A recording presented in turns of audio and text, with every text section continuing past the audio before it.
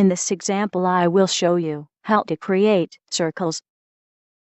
First, activate the Dimensional Constraints option. Click the circle icon.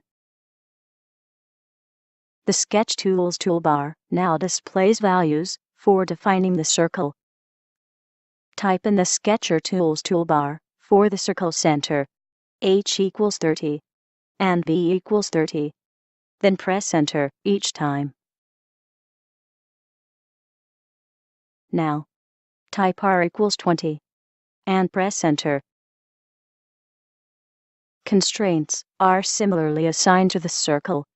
That's because we previously activated the Dimensional Constraints option. OK then. Now, double-click the radius constraint. In the dimension list, select diameter and click OK to validate. As you see, the constraint type has been changed to diameter.